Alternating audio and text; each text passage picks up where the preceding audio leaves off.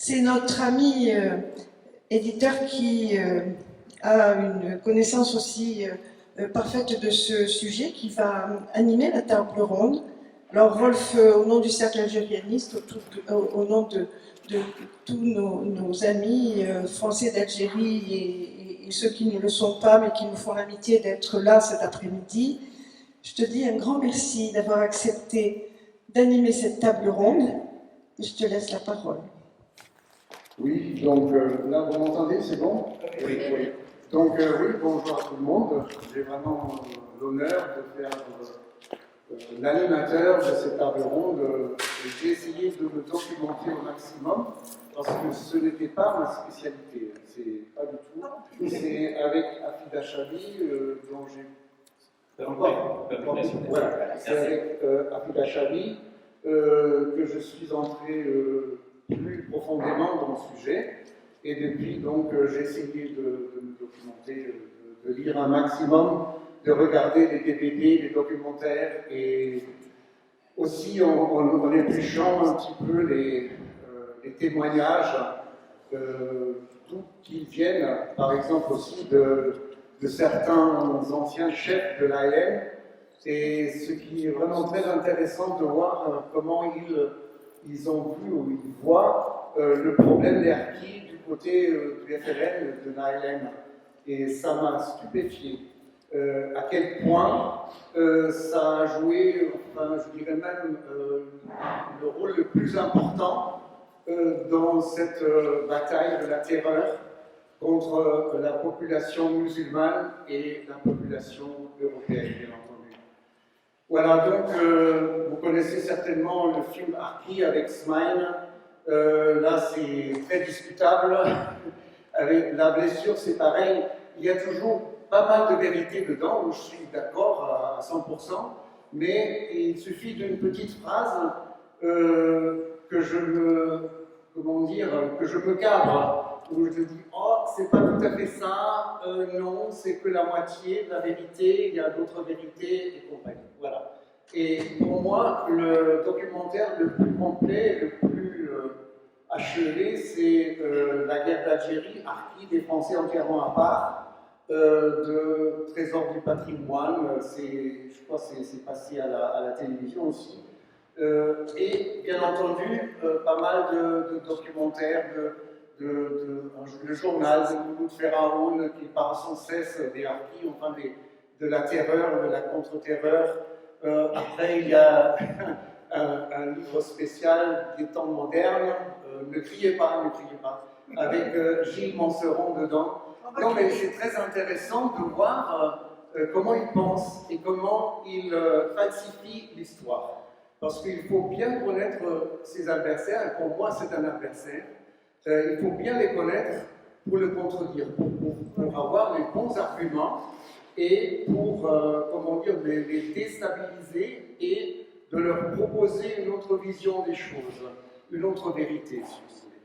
Voilà, donc j'aimerais entrer dans le vif du sujet avec juste une petite présentation pour avoir un petit cadre pour mes questions à mes invités, entre guillemets, parce qu'ils ne sont pas mes invités, bien entendu.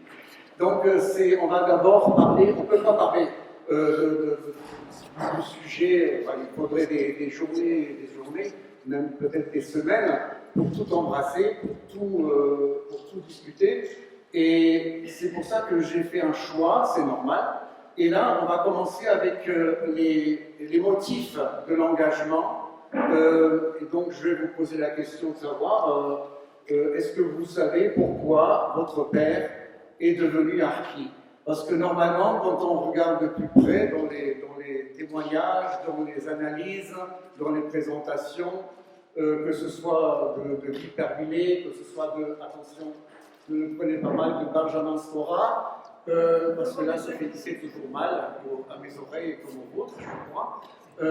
Il y en a quatre. Il y a quatre motifs principaux. D'abord, les raisons économiques, apparemment 8% ou 10%, parce qu'ils ne sont jamais mis d'accord pour le pourcentage. Hein. Ça reste un petit peu, dans le vide. On ne sait pas exactement quel est le pourcentage des motifs respectifs. Après, c'est le patriotisme. D'abord, moi, j'ai été très sceptique par rapport au patriotisme comme motif, mais on en a discuté auparavant, et puis j'ai vu qu'il y avait beaucoup de harkis dont les pères avaient fait 14-18 ou 40, 39-45, ou plutôt 40-45, parce que il y avait la drôle de guerre quand même. Malheureusement, la France n'a pas attaqué le Troisième Reich parce que ça aurait complètement changé la donne, d'après ce qu'on sait aujourd'hui, malheureusement. Mais donc, il y avait très souvent le motif patriotique. Pour eux, c'était la France, donc il fallait se battre pour la France contre les terroristes. Après, il y avait ce qu'on nommait aussi les pressions de l'armée française. Et dans la littérature de gauche, anticolonialiste, c'était ça. C'était toujours la faute à l'armée française. Donc, ils ont toujours mis l'accent sur l'armée française. C'était leur ennemi, c'est normal. Quand on parle de l'armée française, automatiquement, c'est la torture. C'est jamais le FLN, la torture. Hein. Là, j'ai appris, dans un témoignage d'un chef de l'AN, qu'il y avait aussi un camp de torture de la LN, du FLN, non mais ça n'existe pas. Bon, et c'est d'autant mieux quand c'est comment dire, un membre de la LN qui le dit. Donc c'est hors soupçon. Et le troisième motif, et qui pour moi est le plus important, c'est une réaction à la pression, à la terreur du FLN.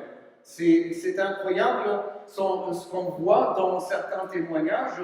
Je me permets de citer juste quelques extraits. Par exemple, de Mouloud Feraoun.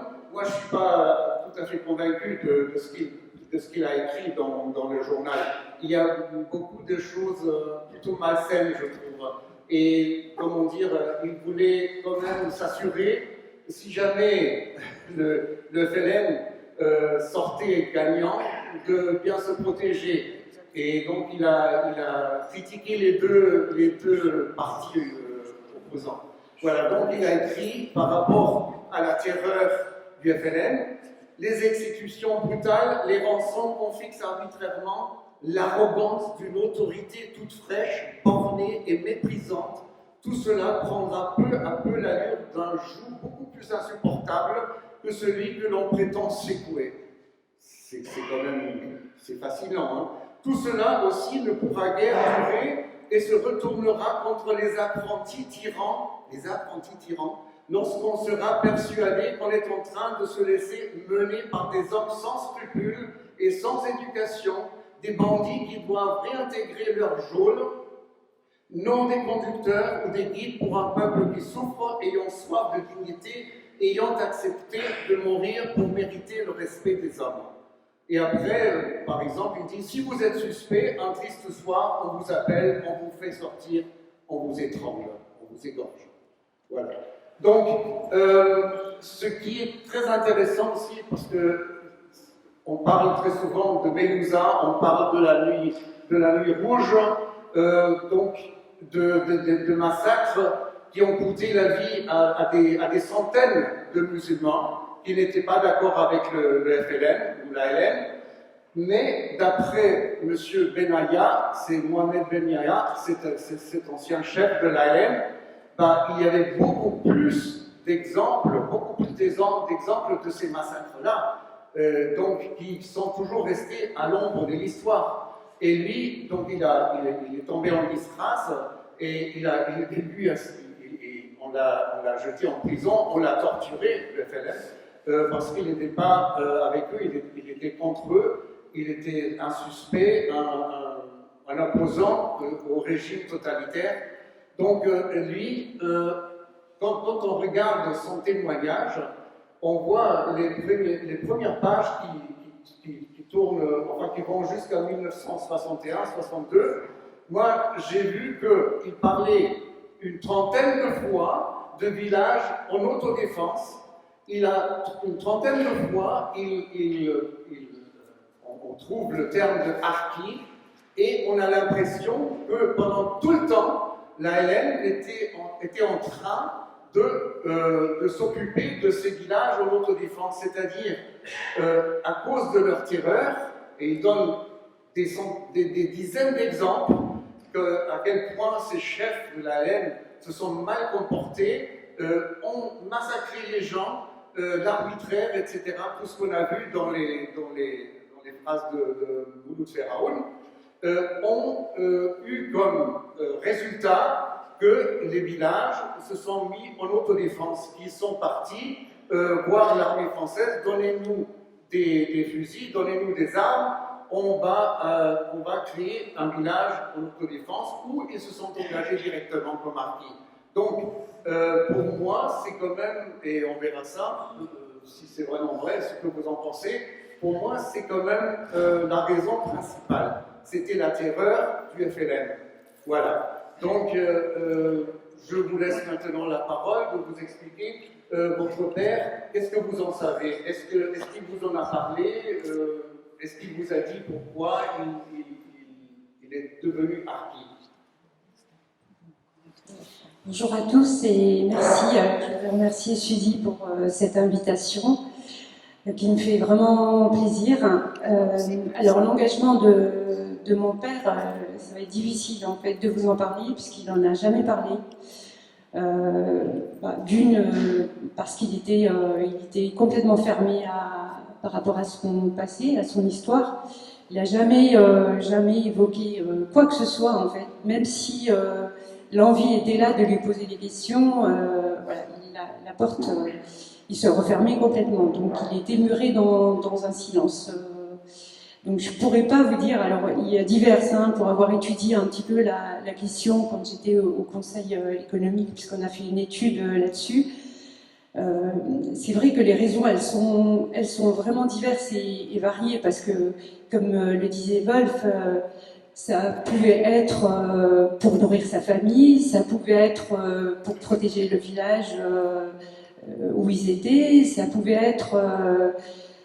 Il y a diverses convictions en fait, et c'est vrai que la raison de l'engagement de mon père, je ne pourrais pas vous dire. Il n'en a pas parlé jusqu'au dernier jour de sa mort, rien n'est sorti.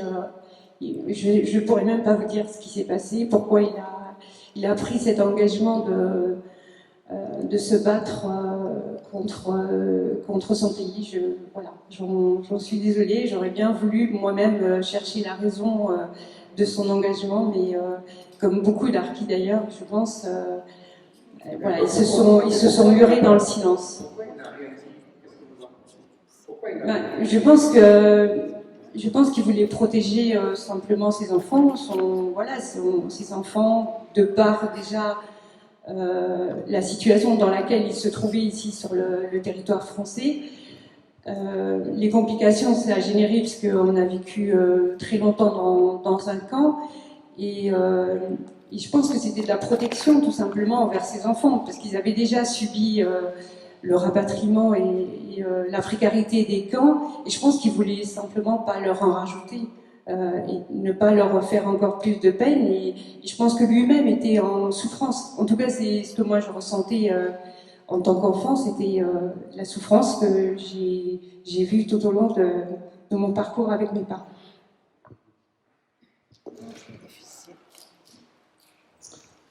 Mais bonjour à tous et merci à toi aussi, Suzy, de m'avoir invité. Donc, ma famille, Asni, c'est une famille très très compliquée. Je vais essayer de vous l'expliquer de mon mieux. Tout d'abord, mon grand-père, mort à Verdun. Mon père a fait la bataille de Monte Cassino. Il a fait l'Indochine, plusieurs fois blessé. et puis il est rentré en Algérie. Quand il est arrivé en Algérie, quand la guerre d'Algérie a commencé, il avait quand même 60 ans. Et je suis de Beni Douala, en Kabylie, et il était, comment dirais-je, il faisait un peu le garde champêtre. C'est-à-dire, dès qu'il y avait un courrier à porter à l'un ou à l'autre, il obéissait au maire du village. Mon père a eu une première épouse, il a eu 5 enfants, 4 filles et un garçon. Ma mère, de son côté, a eu un premier époux, elle a eu une fille et un garçon. Son mari décédé, elle a rencontré mon père, ils se sont mariés et nous sommes 5 enfants. Donc si vous voulez, nous sommes une famille recomposée et entièrement nous sommes 12 frères et sœurs. Ce qui est dramatique dans notre famille, c'est que les époux de mes demi-sœurs étaient des FLN. Et mon père était harki. Donc, pas de confiance à ces gens qui ont plusieurs fois essayé de le tuer par le biais d'autres FLN. Mon père, comment il s'est engagé dans les harkis? Sa maman, ma grand-mère, il fallait chercher de l'eau dans un puits qui était un peu loin de sa maison. Ce que je vous dis, c'est mon frère qui me raconte, je vais en parler après, et ma maman. Donc, il fallait se déplacer quelques centaines de mètres ou quelques kilomètres pour aller chercher avec des jarres de l'eau. En passant par là, une patrouille de militaires avec une Jeep a vu une mamie transportant de l'eau et l'a amenée dans sa Jeep jusqu'au village, aux yeux de tous les villageois. À partir de là, ils lui ont mis une étiquette sur le dos. Quelques jours après, quand mon père est venu chez sa maman, il l'a trouvé pendu devant le seuil de sa porte. Voilà la raison pourquoi mon père s'est engagé dans l'arc. Donc ensuite, il a pris mes 2 frères et ma sœur, il s'est engagé dans l'arc au camp de Maréchal Foch, en Kabylie. Donc à partir de là, il a patrouillé, et il les a attrapés. Je vous laisse imaginer ce qui s'est passé. À partir de là, il faut que je vous dise aussi que le fils que ma mère a eu, Ali, qui vit à Alger actuellement, ce fils avait 16 ans à l'époque. Et lui portait à manger au FLN dans les montagnes. Vous voyez ma famille un peu comme elle était déchirée. Mon père était harki, mais les gendres de mon père étaient FLN, et j'ai un frère qui amenait à manger pour le FLN. J'ai un très bon contact avec lui, et c'est lui qui me raconte tout ce qui s'est passé sur la guerre d'Algérie, c'est lui qui me l'a raconté. Ensuite, comme moi j'étais pas né, mes parents sont arrivés comme toutes les familles de harkis ici à Rivesaltes, le camp de triage. Mon père était âgé, il avait 61, 62 ans. Nous avons fait différents camps, Saint-Maurice-l'Ardoise, Boulastic, et nous sommes arrivés au camp de Bias, dans le Lot-et-Garonne. Dans ce Lot-et-Garonne où je suis né en 1965. Ce camp du Lot-et-Garonne a été très très difficile. Pourquoi? Parce que dans ce camp, on appelait nos parents les inclassables. C'était des gens qui avaient des membres coupés, soit une jambe, soit un bras, soit des personnes âgées. Comme mon père était âgé, on l'a mis dans ce camp-là. Dans ce camp-là, il était dirigé par un monsieur qui s'appelle monsieur Boucher, Maurice. Il nous a fait voir de toutes les couleurs. Il a spolié les harkis. Il nous a spoliés. On découvre maintenant avec les archives. On découvre. Je vais vous donner 2-3 exemples. Le camp de bien, mon père touchait une pension de 500 francs d'époque. On lui retenait pour le bon fonctionnement du camp 250 francs. Comme je dis aujourd'hui, le camp nous appartient puisqu'on l'a payé. On l'a payé. Beaucoup de personnes ne connaissent pas notre histoire. Il y avait dans ce camp 2 fois par semaine des douches payantes. Si je me souviens bien, c'était le jeudi pour les hommes et le dimanche pour les femmes. Les douches étaient payantes de 50 centimes. Il y avait dans cette école, dans ce camp, il y avait une école où on était entre nous. Les seuls, on va dire, les seuls Français qu'on voyait, c'était le monsieur Chianforani qui a fait un travail extraordinaire. Où il avait des classes de, par exemple, s'il y avait des élèves de 6 ans et des élèves de 12 ans, ils étaient dans la même classe. Quand il y avait une personne qui décédait, surtout des femmes, vous savez que chez nous, toutes les femmes, elles aiment les bijoux. Tout. Le directeur de camp, il rentrait le premier dans cette maison et il prenait tout ce qu'il y avait de valeur. Ce camp, il fallait montrer patte blanche pour y rentrer ou pour y sortir. Il fallait un motif pour sortir de ce camp. Les lettres étaient ouvertes par l'administration. La distribution du courrier se faisait au sein du clairon pour un rassemblement. On nous distribuait, quand il y en avait, un seau de charbon. Un seau de charbon. On avait des espèces de garages à tôle ondulés et on nous distribuait ce charbon. Pour aller aux toilettes, c'était des toilettes à l'extérieur. Il y avait des baraquements et entre chaque baraquement, vous avez des toilettes à la turque. Donc on avait des pots de chambre. Et tous les matins, il fallait vider ces pots de chambre du camp.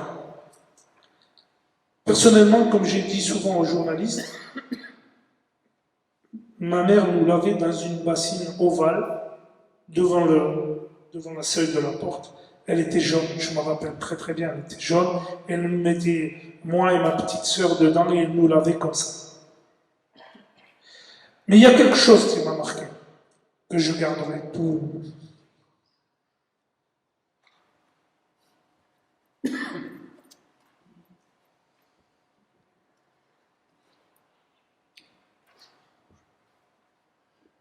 On pourra peut-être demander à Fida de continuer,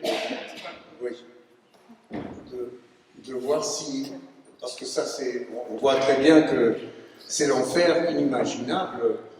Je manque, enfin je ne sais pas quoi dire.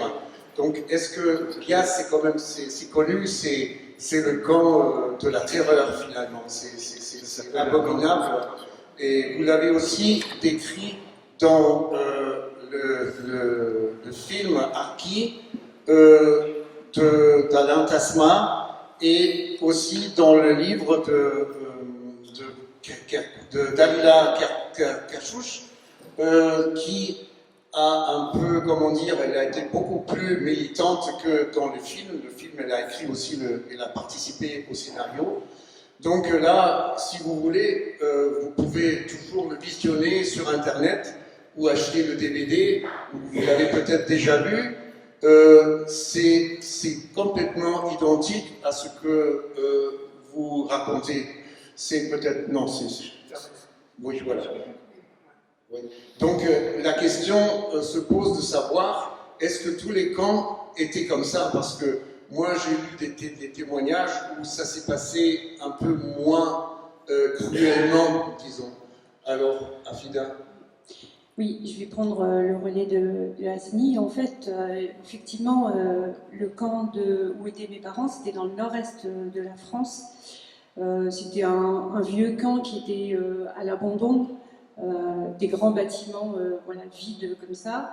Et c'est vrai que dans d'autres camps que tu décris tout à l'heure, Hasni, effectivement, c'était pas aussi rude, mais les conditions étaient tout aussi précaires, puisque on était dans une grande salle comme ça, et on avait des couvertures militaires qu'on nous donnait, d'une pour mettre à même le sol pour dormir, et deux pour pouvoir faire son coin, mettre en pendant une couverture pour avoir son petit quart de terrain dans cette grande salle-là. Pareil, les toilettes, chez nous, il n'y en avait pratiquement pas, ou très peu, qui étaient mixtes, ou voilà, sans sécurité ni rien du tout. Des douches dans des états, je pense que le bâtiment n'a pas été rénové depuis très très longtemps.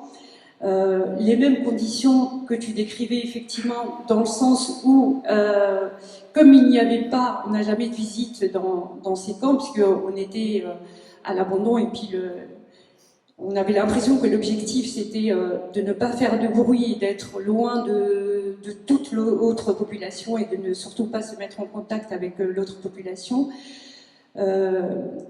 Forcément, il y avait des tensions dans le camp, il y avait des personnes qui étaient présentes qui jouaient un petit peu au chef déjà en Algérie. Eh bien, ils ont continué à jouer encore au chef à l'intérieur du camp et ils se permettaient plein de choses avec...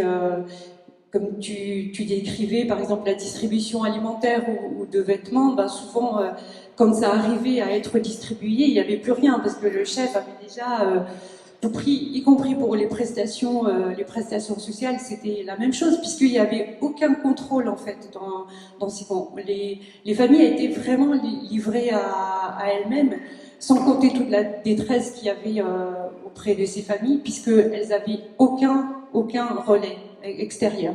On ne voyait personne dans ce camp. Donc oui, les conditions, j'insiste là-dessus, parce que ces conditions d'accueil, je pense qu'elles ont marqué toutes les familles qui sont passées, quel que soit le camp, certainement ceux du Sud, beaucoup plus que ceux du Nord-Est de la France ou d'ailleurs. Mais je pense que tout le monde a été marqué. Je pense que nous, les enfants, si on est là aujourd'hui, c'est que quelque part, l'histoire nous a touchés, ce qu'on a vécu et ce qu'on a enduré en tant qu'enfant, de voir ses parents, de voir ses parents en souffrance tous les jours, ne pas savoir si ils avaient de quoi nourrir leurs enfants. Oui, il y a des familles qui ont eu faim dans ces camps, voilà. Alors que nos pères se sont quand même battus, voilà, et pour une cause, et ils étaient arrivés pour être accueillis dans d'autres conditions. Et je trouve que ces conditions, voilà, je pense que l'État, même si depuis des années il commence à faire des efforts, et voilà, notre président a bien dit un pardon, mais j'aurais voulu que mon père, ma mère, ils écoutent, parce que moi je suis là pour ce qu'ils ont vécu, parce que voilà, nous les enfants, on a réussi à s'en sortir, voilà, avec toutes les séquelles qu'il peut y avoir derrière. Mais nos parents, ils auraient voulu entendre ce pardon, mais ils sont plus là pour voilà. Mais oui, quel que soit, je pense, le camp par lequel on est passé, les séquelles sont là et je pense qu'elles resteront là. Et nous, on est là pour cette mémoire, pour nos parents, pour tous ceux qui sont passés par cette guerre. Excusez-moi. Donc moi, ce que je voulais, le souvenir qui m'a le plus marqué, c'est que je voyais un homme venir avec un masque, un gros masque. Et cet homme, il rentrait dans nos maisons. Et nous, on le prenait un peu pour la fête, parce qu'on était interdit de rentrer dans les appartements. On se mettait sur le terrain de foot du camp, avec des tentes, des couvertures sur le gazon, et toute la journée on restait là. Mais c'est longtemps après que j'ai compris. Cet homme masqué rentrait dans les maisons avec une espèce d'appareil, comment dirais-je, du gaz, et il gazait nos maisons. Il gazait nos maisons pour tuer les vermines, c'est-à-dire les punaises. Comme chez nous, on appelle ça en kabyle le bac. Le bac, c'est des petites punaises qui sont comme des militaires alignés comme ça, et il y en avait partout dans toutes les maisons. Comme on dit là, en ce moment, dernièrement, il y avait des punaises de lit. Voilà, ben, c'est un peu le même style. Et ma mère, toute la nuit, nous veillait pour tuer les punaises pour pas qu'elles viennent sur nous. Toute la nuit. Ça c'est un épisode qui m'a vraiment, vraiment marqué. Il faut dire aussi des choses qui sont terribles aussi. C'est que cette administration, elle avait, comme je les appelle moi, des capots. Les capots harkis. Des harkis qui étaient à solde de cette administration. Par exemple, il y en avait qui étaient à l'infirmerie, il y en avait qui étaient dans les bureaux, il y en avait qui étaient garde-barrière, c'est eux qui ouvraient avec une espèce de bâton, comme ça. Un gourdin, c'est pas un bâton, un gourdin. Il fallait, comme je le disais tout à l'heure, il fallait montrer patte blanche pour en sortir. Voilà ce que je peux vous dire. On a vécu vraiment, vraiment la misère. Les seuls bons souvenirs, c'est qu'il y avait des paysans qui venaient avec des voitures, avec des camions. Ils avaient de la main-d'œuvre, ils avaient nos mamans pour ramasser les haricots, pour ramasser les petits pois. Donc nous, on partait avec eux, camion, parce qu'il n'y avait pas de garderie, il n'y avait pas. Et on était au bord du fossé, pendant que nos mères ramassaient les haricots, les petits pois, et nous, on était quelques-uns à jouer au bord du fossé, à attendre qu'elles finissent. Voilà ce que l'État français de l'époque a fait de nous. On nous a mis dans les camps bien après. Moi, j'ai demandé pourquoi vous nous avez mis dans les camps. Ils ont répondu, c'est pour votre sécurité. C'est pour votre sécurité. Avec les archives qu'on a trouvées, on était interdit de travail. Alors qu'il faut se remettre en question. C'est-à-dire que c'était les années 60, 66, jusqu'à 70, les pleins emplois. On allait construire les tours de Paris partout en France. Et nous, on allait chercher de la main-d'œuvre, notamment algérienne. Ennemis de la France, on va chercher de la main-d'œuvre algérienne, alors qu'il y avait de la main-d'œuvre ici. On nous a interdit, nos parents, de travail. Donc c'est pour ça que quand vous entendez de temps en temps des harkis, des fils d'harkis qui se rebellent, je comprends, moi, puisque je l'ai fait bien souvent. Voilà. Bon, ben merci. J'aimerais parler, puisqu'on a Afida ici, d'un problème très spécial, c'est-à-dire comment s'en sortir, comment changer les choses, pour la deuxième génération au moins. Parce que très souvent, dans les témoignages, les harkis eux-mêmes, ou leurs conjoints, étaient incapables et ne voulaient même pas sortir de ce camp parce qu'ils se sentaient complètement déboussolés dans un pays complètement étranger. Et donc, pour moi, les barbelés, et pour moi c'est très symbolique, ça peut être ressenti comme prison, mais aussi en même temps comme protection. Et je crois que Bias était bien entouré d'un grillage, des barbelés. À Beach, c'était pas le cas, mais il y avait des militaires, c'était quand même protégé.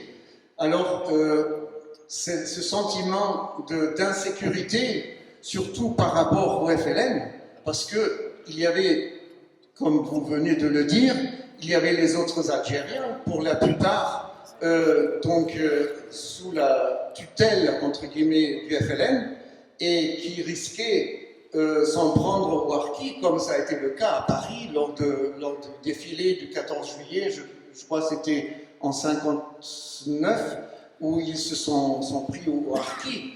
Et donc, c'était vraiment une situation très dangereuse, d'une part, et de l'autre, comment s'en sortir en tant que fille de harki.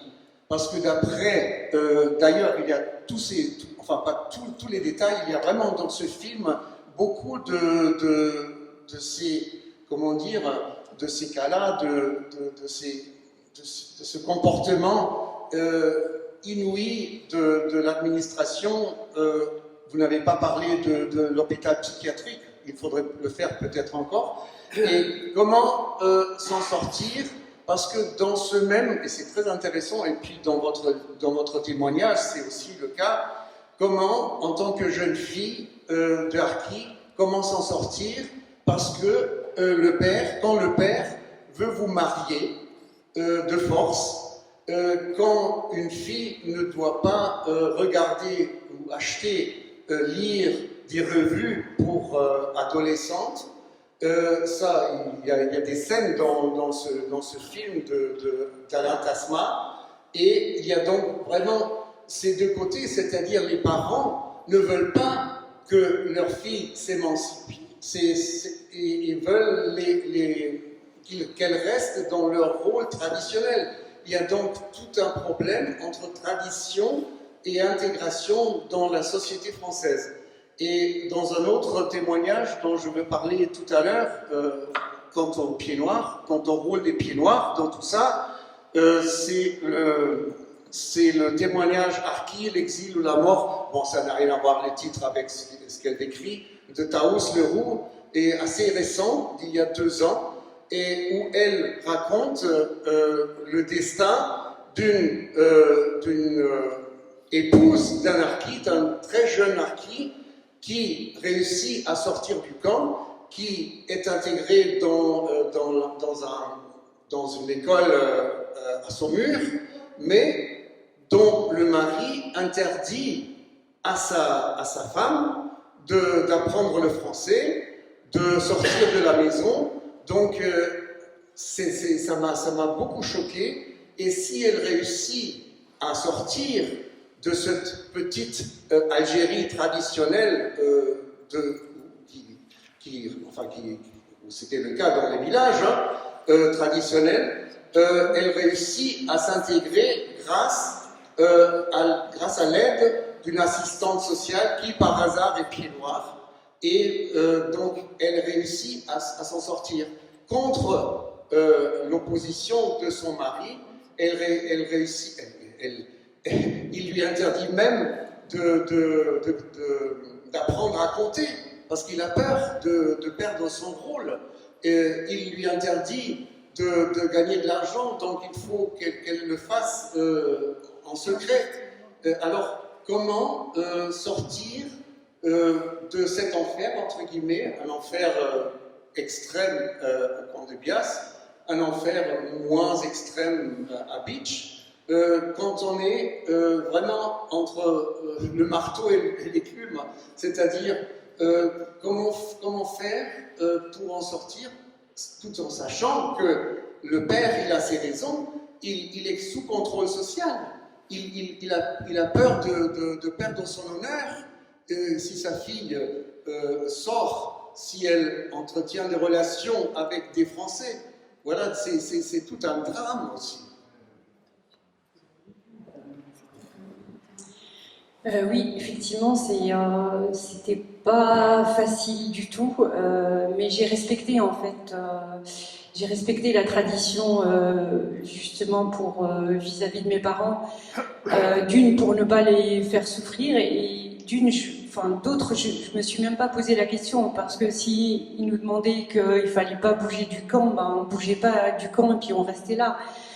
Mais c'est beaucoup plus tard en fait que j'ai commencé à vouloir vraiment autre chose, parce que c'est pas que je ne refusais la tradition ou la culture de mes parents, bien au contraire, mais je les ai respectés parce que je savais qu'eux-mêmes étaient en grande souffrance, et que si s'il voulait effectivement faire ça, c'était plutôt pour nous préserver de l'extérieur, parce qu'il n'avait aucune connaissance de la culture ni des traditions françaises dans le pays, puisqu'on ne les a pas informés, en fait. Donc du coup, je pense que c'était plutôt de la peur et de la protection vis-à-vis de nous.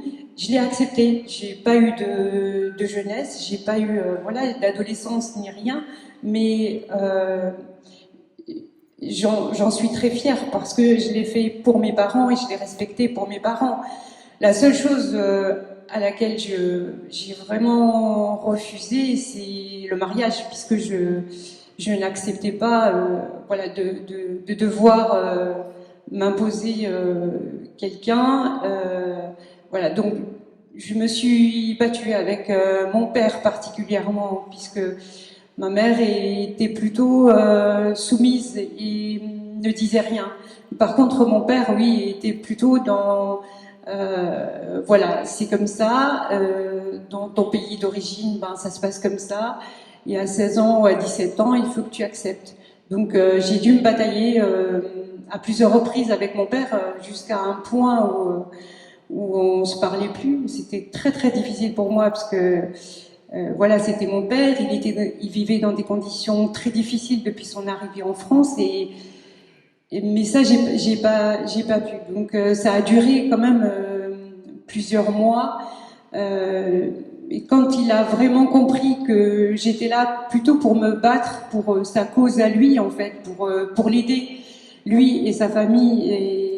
Et voilà, donc du coup, il a mieux accepté, mais ça a duré des années bien après, quoi. Oui. Tout à l'heure, vous parliez de l'asile psychiatrique. Il faut que je vous en dise 2 ou 3 mots parce que, effectivement, mon père, il a fait 7 ans d'asile psychiatrique. Chez nous, ça s'appelle la Candélie, asile psychiatrique, la Candélie. Pourquoi il a fait cet asile psychiatrique?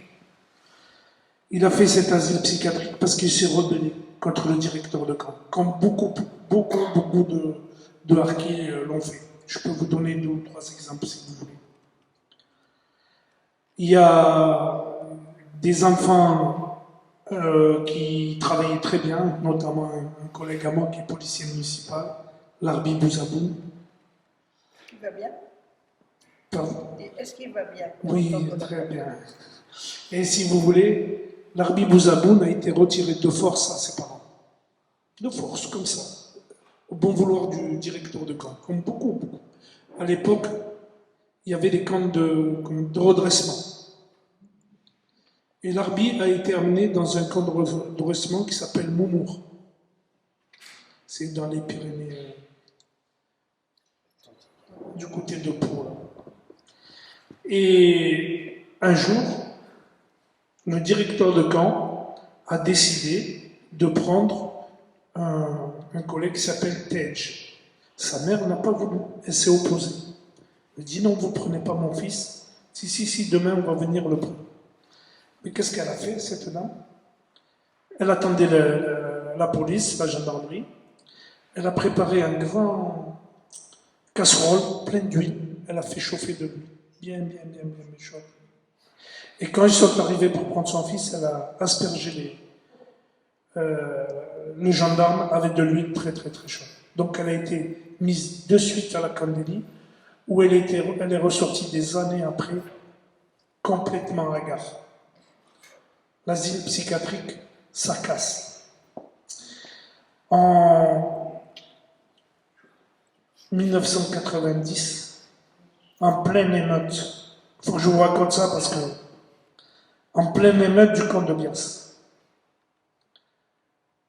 on avait décidé de faire un barrage dans la route nationale de Bordeaux. On a pris la voiture qui servait à amener les harkis à la Candélie. On l'a mis à travers de la route, il y avait des palottes, un barrage. Et cette voiture, on y a mis le feu. Complètement brûlée. Il ne restait plus rien. Et d'un coup, le klaxon s'est mis à sonner.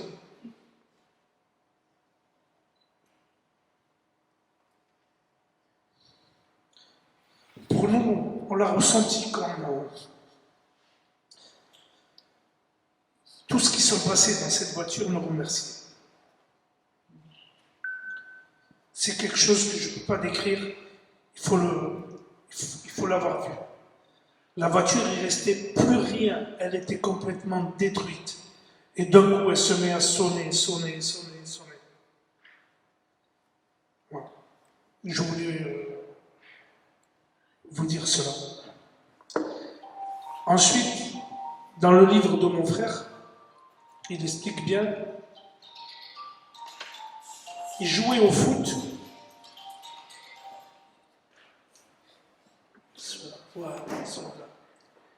Il jouait au foot et la voiture, cette même voiture, sont venus avec des hommes en blanc pour emmener mon père à la visite psychiatrique.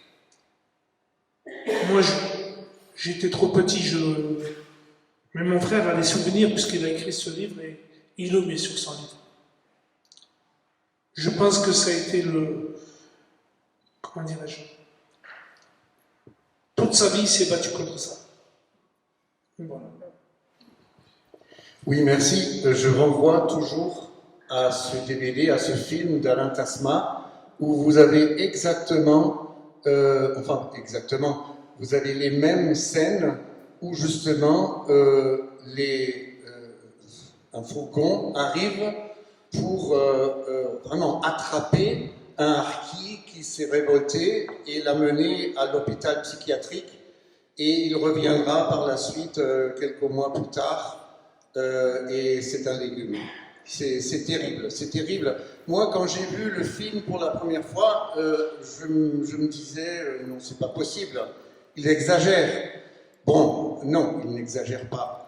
C'est-à-dire, le scénario a été écrit, comme je viens de le dire, par Alain Tasma et Dalila Kershouch.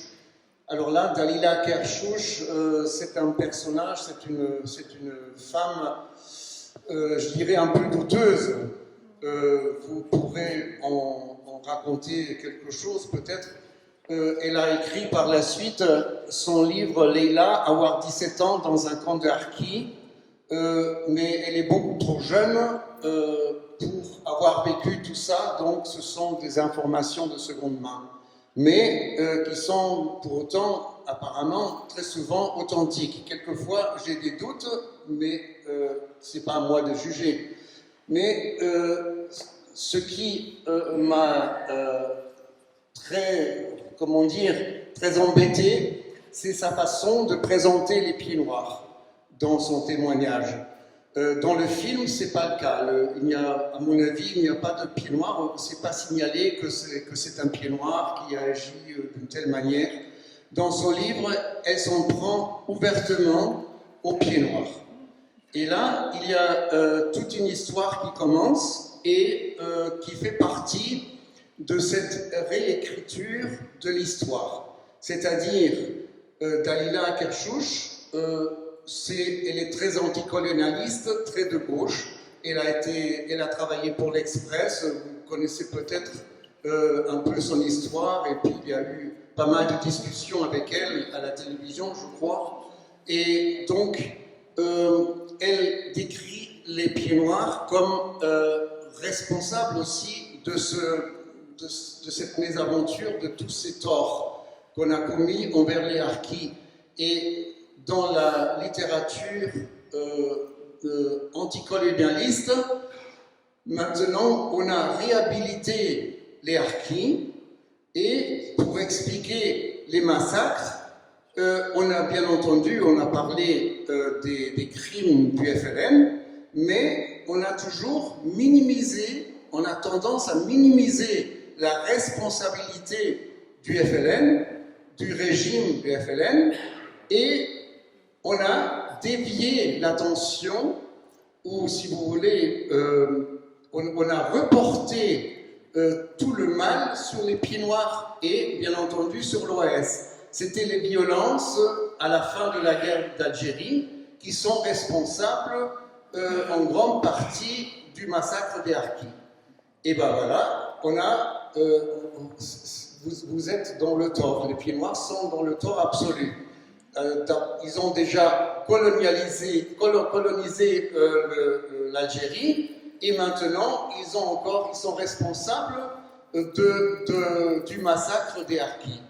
Et ça m'a beaucoup révolté parce que en même temps, on le voit, hein, c'est Benjamin Stora ou Gilles Montserrat que j'ai déjà cité, et il est toujours question pour les motifs de l'engagement des Harkis.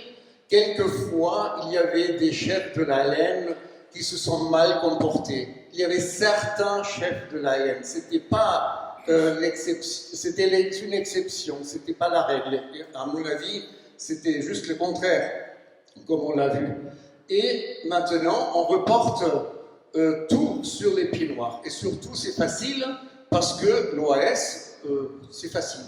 C'est une fois pour toutes, on a jugé l'OAS et donc les Pieds Noirs. Il y a toujours, donc il y a égal Pieds Noirs, OAS égal Pieds Noirs, sont responsables aussi de ces massacres. Alors, qu'est-ce que vous en pensez? Écoutez, je pense que vous connaissez tous Arnaud Benedetti. Arnaud Benedetti, journaliste sur je ne sais plus quelle chaîne. Chaîne parlementaire. Ouais. Arnaud Benedetti, il est de chez nous. Il habite à côté du camp de Bias, un village qui s'appelle le Temple-sur-Lot.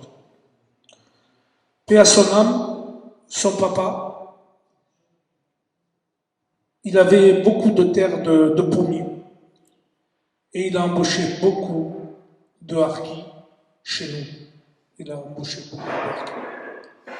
Donc, Monsieur Misseli, Harki de Casseneuil, avait des pruniers et la priorité des priorités, c'est d'embaucher des enfants de Harkis. C'est comme ça que j'ai pu passer mon permis de conduire en ramassant des prunes. Nous sommes dans le pays des pruneaux. Donc, Dalila Kerchouch, elle est de chez moi aussi, du camp de Bias. Je connais très bien. Je partage totalement votre analyse. C'est une femme de gauche, comme celui qui a déposé plainte contre l'État français dernièrement, c'est pareil. C'est des gens qui critiqueront toujours les Pieds Noirs. Mais Nassir en cours aussi. Alors, moi je la connais pas, en fait j'ai dû la croiser une ou deux fois à Paris, mais je trouve dommage en fait vraiment pour deux communautés qui ont vécu les mêmes choses avec les mêmes difficultés, etc., et de les opposer les uns contre les autres, je trouve ça plutôt lamentable. Moi j'ai travaillé à plusieurs reprises avec au Haut Conseil des rapatriés, vous avez certainement entendu parler, ou le Conseil des rapatriés à Paris, où j'étais plusieurs années, et j'ai très bien travaillé avec la communauté des rapatriés Pieds Noirs, et ça s'est toujours très bien passé en fait dans les assemblées, dans les instances à Paris, et il n'y avait jamais de difficulté. Et je trouve ça dommage en fait que des enfants de Harkis se mêlent un petit peu, alors qu'ils ne sont pas historiens, ils n'ont pas vécu la guerre. C'est leurs parents qui ont vécu des choses, et de s'attaquer à opposer les uns contre les autres, moi je suis plutôt révoltée par rapport à ça. Juste un petit ajout, tout à l'heure je vous ai parlé de ce témoignage de Taous Leroux. Dans ce témoignage, il y a 3 pieds noirs. Et c'est grâce à ces 3 pieds noirs qu'elle a pu, l'héroïne, a pu s'émanciper, s'intégrer dans la société française. Et aujourd'hui, elles se sont complètement françaises. Et c'est grâce aux pieds noirs. C'est vraiment des personnages positifs, on ne peut pas plus. Hein. Mais il y a aussi, il faut le dire, il y a l'armée française, où son mari a eu un poste, ce sont les instituteurs, ce sont les professeurs, ce sont tous les Français qu'elle côtoie sont très très très positifs. Le seul problème, ce sont, comment dire, les autres Algériens autour d'elle, qui la surveillent, qui la contrôlent, qui la dénoncent et qui ont même, au début, repoussé l'assistante parce que de quoi elle se mêle, pourquoi tu l'as laissée entrer, mais c'est une pied noire, elle est la cause de tout notre malheur, mais elle insiste et puis ses sœurs et ses amis voient qu'il n'en est pas comme ça, c'est-à-dire que c'est vraiment c'est son ange gardien, comme elle l'appelle, elle s'occupe d'elle jusqu'au bout, voilà. Donc, en même temps, j'aimerais vous parler aussi d'un film pour illustrer un petit peu la tendance en Algérie et en France. Vous connaissez Mehdi Sharef, peut-être, le thé au harem d'Archi Ahmed. Je crois que l'autre c'était l'Archi de Meriem. Et il a fait un film extrêmement intéressant, Cartouche gauloise. Est-ce que vous le connaissez par hasard? Non. C'est l'histoire de l'Algérie à la fin juste avant l'indépendance. Il y a un petit problème chronologique parce qu'au début, c'est le père d'un petit garçon qui prend le maquis. Donc le père, c'est le héros absolu qui se sacrifie, qui va se battre contre le colonialisme et la méchante armée française, qui sera torturé, mais qui restera quand même vivant au jour de l'indépendance. Donc, il y a ce petit garçon qui a des copains pieds noirs. Il y en a 4. Et ils s'entendent extrêmement bien. Ça, c'est un aspect très positif, c'est-à-dire le message, la génération suivante, elle pourra former une société fraternelle. Mais, peu à peu, ils sont forcés à partir. C'est-à-dire, il restera tout seul.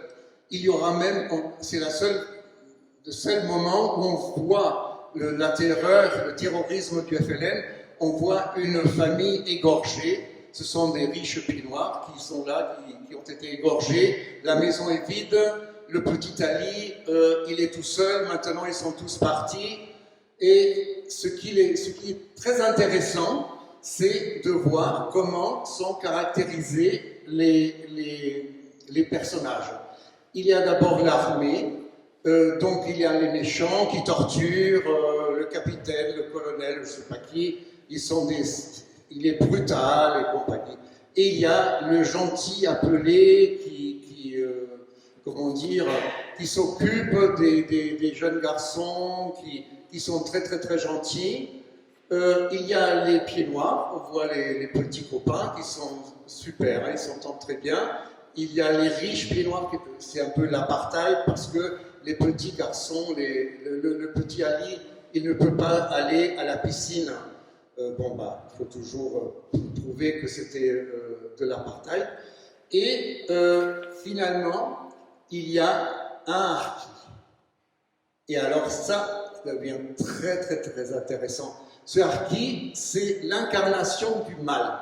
C'est celui qui est donc intégré dans l'armée française, qui fait n'importe quoi, qui en abuse et qui est haï par toute la population normale. Voilà. C'est donc vraiment le traître, on le traite de traître, de sale traître tout au long du film. Et c'est vraiment déjà l'aspect physique, hein, il est détestable.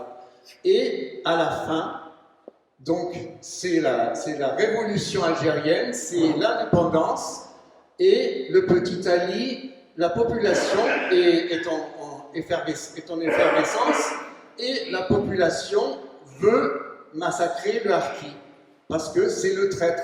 Et le petit Ali leur indique, parce qu'il s'est caché, il leur indique où il se trouve. Et on voit à la fin tout le village se précipiter vers le harki et on ne voit pas qu'il le massacre, mais il le massacre. Pendant que, à la fin, et ça c'est sensationnel quand même, et ça c'est la grande exception, il y a une sorte de déclaration d'amour aux Pieds Noirs pour tout ce qu'ils ont fait. Et ça m'a beaucoup surpris. Donc là, avec Mehdi Charef, on a une vision plutôt positive des Pieds Noirs, mais très négative du harki. Et vous voyez où je veux en venir, c'est toujours la politique, enfin pas pour les Pieds Noirs, parce que les Pieds Noirs en Algérie, ils ne sont pas bien vus, enfin du FLN, du gouvernement, mais c'est vraiment l'incarnation du diable, du mal, c'est toujours le traître, comme l'avait dit Bouteflika en 2002.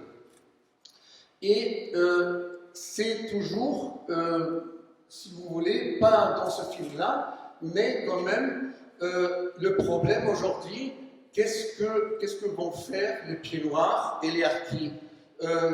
Comment vous vous situez par rapport aux harkis? Parce que en ce moment, c'est quand même en France, c'est la brebis galeuse, c'est les Pieds Noirs. Maintenant, les harkis sont réhabilités, sont en train d'être encore de plus en plus réhabilités, pendant que les Pieds Noirs sont de plus en plus les brebis galeuses. Ça, c'est terrible. En Algérie, vous avez le contraire, vous avez au moins toujours cette attitude de voir en harki le traître.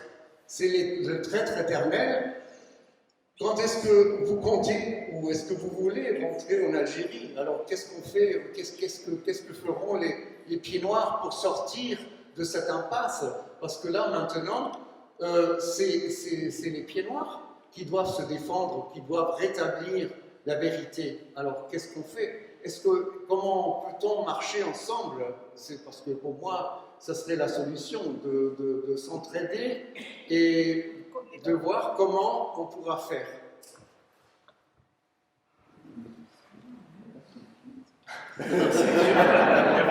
Mais on est là aujourd'hui. Ça commence pas aujourd'hui, mais le fait qu'une association de Français d'Algérie organise ce genre d'événement, et vous savez très bien, pour ce qui concerne le cercle algérianiste, on a toujours été auprès de la communauté harki. Je rappelle que le Bachaga Boualem a été notre président d'honneur et que à chaque fois que l'occasion nous est donnée, et moi particulièrement, je fais en sorte que nos frères harkis, puisque c'est comme ça que nous les considérons, puissent être avec nous et réciproquement. Je dois dire aussi qu'eux-mêmes, alors à FIDA on se connaît peu, mais avec André on se connaît mieux, on sait que les combats nous les menons ensemble, justement dans cette idée de défendre une histoire commune, parce que je dois le rappeler, nous sommes tous, enfin en tout cas vos parents l'étaient, nous sommes tous nés sur une terre que nous avons profondément aimée, qui est l'Algérie française, et que notre histoire, c'est notre histoire commune. Oui, mais permettez-moi de signaler quand même que la gauche, elle vous a toujours reproché d'instrumentaliser les harkis. Moi, j'ai jamais compris ça. Parce que, par exemple, mon épouse, quand on est venu la première fois à Nice, pour, comment ça s'appelle, les deux rives, je ne me rappelle plus comment ça s'appelle, Jean-Yves, comment il est là? Le soleil des deux rives. Voilà. Bon, donc, c'est la première fois qu'elle a vu une telle manifestation des Pieds Noirs.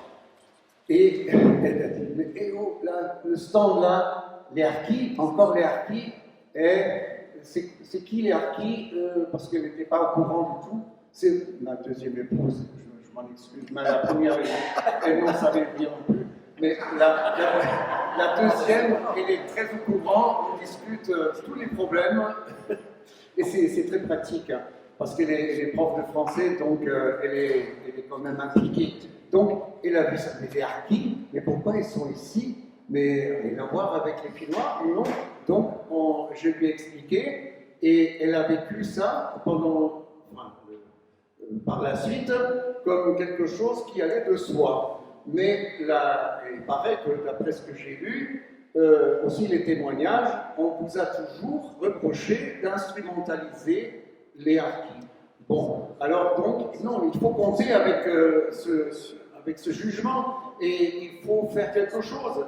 Moi, par exemple, quand j'étais devant le mur des disparus d'hier, j'ai vu qu'il y avait marqué harki aussi. Mais est-ce qu'on ne pourrait pas faire une stèle pour les harkis? Et après, je me suis dit, mais l'armée française, il y en a eu des courageux qui ont pris le risque de rapatrier les harkis, bien que ce soit interdit.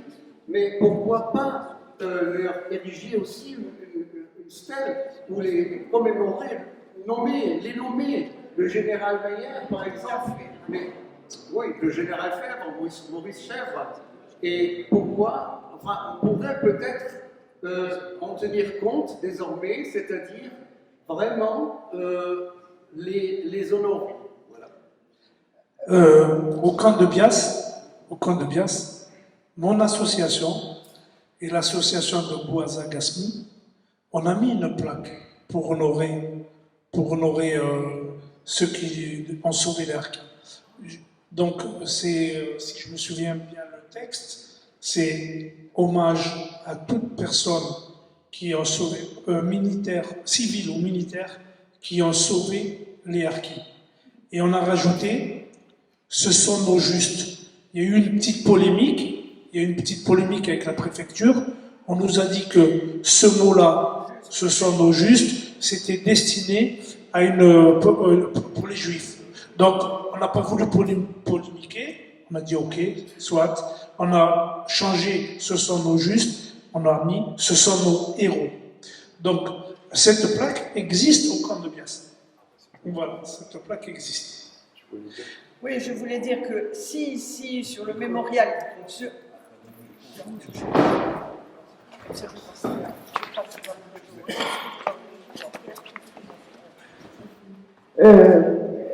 pardon de prendre la parole une fois encore, parce que nous avons Afida et André qui ont tellement de choses à nous dire que ça serait mieux que ce soit eux qui parlent et non pas moi. Je veux simplement dire que sur le mémorial des disparus, il y a quelques noms de harkis.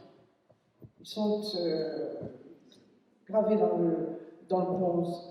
Mais il y a aussi ces deux grandes plaques vides, puisque nous n'avions pas les patronymes des 80 000 harkis. Et forcément, il y a là une preuve tangible, me semble-t-il, que ceux à qui on rend hommage sur ce mémorial, c'est bien tous ceux qui, Français d'Algérie, parce que j'insiste sur ce terme-là, quelles que soient leurs origines, leur religion, qu'ils soient catholiques, juifs, musulmans ou agnostiques, je redis ce que j'ai dit hier, tout cela sont sur le mur et nous rendons cet hommage à tous sans opposer les uns aux autres. Et justement, il me semble que cette démarche elle pourrait être à l'initiative d'autres associations, de l'État français. Bon, non, je ne vais pas entamer le débat, mais on ne peut pas aujourd'hui, ici, dans ce lieu, en notre présence à tous, imaginer un seul instant que nous instrumentalisons les harkis ou inversement, pas nous. Afida, pardonne-moi, simplement vous dire que je conserve le micro parce qu'il y a ici Jo Toroja, qui, vous savez, notre délégué en Espagne, parce qu'il y vit aujourd'hui en Espagne, mais qui souhaite faire une intervention. Et si vous en êtes d'accord, après vous, nous lui passerons le micro. Moi, je voudrais juste rebondir sur un mot là, que Wolf a dit tout à l'heure en parlant de traître. Ça me touche beaucoup parce que, effectivement, le fait de la méconnaissance de notre histoire, qui n'est pas inscrite du tout dans les livres d'histoire en France, alors que que c'est l'histoire de France, mais elle n'est pas inscrite. Et du coup, il y a une mauvaise méconnaissance de ça, ce qui génère des fois des tensions où on ne confond souvent les enfants de Harki ou même les familles de Harki avec d'autres Algériens, en fait, voilà, comme s'il n'y avait pas de séparation, puisque effectivement, les conditions d'arrivée sur le territoire français ne sont pas du tout les mêmes que les Algériens. Les vrais Algériens qui sont venus pour des raisons économiques, alors que ce n'était pas le cas ni de nos parents. Voilà. Et c'est vrai que moi-même, je l'ai vécu. Je travaille dans une collectivité territoriale et j'ai été traitée de traître, parce qu'il y a eu un article dans une presse, et la personne est venue en mairie pour me traiter de traître, que je n'avais pas honte d'avoir abandonné mon pays. Voilà, donc ça lui a valu quand même une visite au commissariat, mais avec un dépôt de plainte. Mais c'est vrai que malheureusement, il y a cette confusion en France entre les Algériens et les Harkis. Et je trouve que ça, c'est bien dommage, mais parce que l'histoire n'a jamais été écrite dans les livres d'histoire, ce qui fait que, voilà, on nous confond souvent. La deuxième chose que je voulais aussi évoquer, moi, je n'ai jamais eu à faire cette séparation entre les pieds noirs et les Harkis. Pour moi, ça n'a jamais existé. J'ai travaillé dans toutes les instances et en aucun cas, pour moi, on est une communauté entière et on n'a pas à être divisé parce que si, parce que ça, parce qu'ils ont eu un autre dispositif que les autres, etc. Et voilà. Et moi, je ne mélangerai pas du tout la politique à ça, parce que, voilà, quel que soit notre bord politique, on a une histoire commune et ça s'arrête là.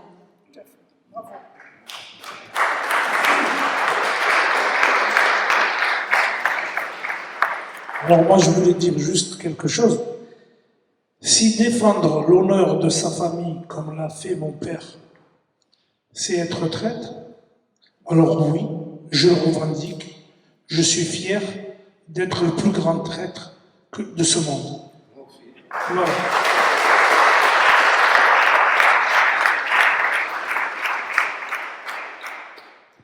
Moi, je suis fier d'être fils de Harki et je suis fier d'être français.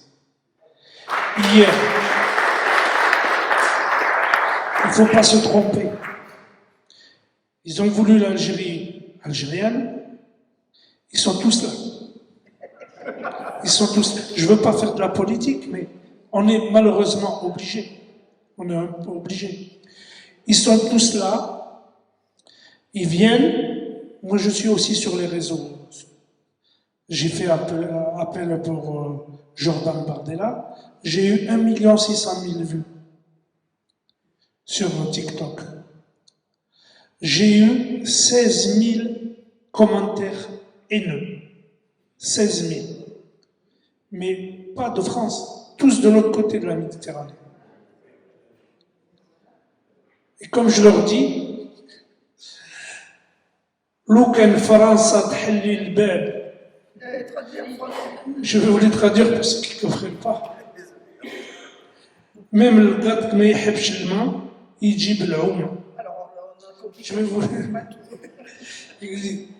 Si la France demain ouvre la porte, ses portes, même le chat qui n'aime pas l'eau viendra à Maja.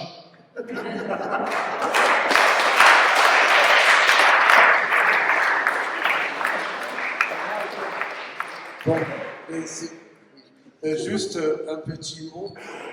Vous connaissez certainement tous la phrase célèbre de Saïd Mohammedi de la Wilaya 3, responsable du massacre de Mélouza, qui a dit l'ennemi numéro 1, ce n'est pas le soldat français, c'est le traître. Et donc le traître, ce sont tous ceux qui ne sont pas dans notre camp. Et moi, j'aimerais faire appel aussi aux Harkis. Il est évident qu'il y a eu beaucoup d'erreurs, que Bias a été vraiment le camp de l'enfer. qu'il y a eu beaucoup d'injustices, que la France est responsable aussi du massacre des Harkis. Mais il faut quand même dire, il y a eu des excuses, il y a eu des mesures très importantes de la part du gouvernement français, de Jacques Chirac. Je ne parle pas de ses successeurs, hein, parce que ça c'est lamentable, c'est l'horreur pour moi. C'est le scandale, c'est M. Sarkozy et M. Macron. Bon, par rapport à l'Algérie, par rapport à la guerre d'Algérie, etc. Mais j'aimerais aussi dire aux Harkis, l'ennemi numéro 1, ce n'est pas la France, c'est le FLN. Et ça a toujours été comme ça. Il faut s'en prendre à l'Algérie algérienne qui a commis ces massacres, même bien après, qui a mis tous les opposants dans les prisons, qui les a torturés, malmenés. Il est impossible pour les Harkis de retourner dans leur pays natal, mais c'est scandaleux. Donc l'ennemi numéro 1, c'est le FLN, et il a toujours été. Voilà.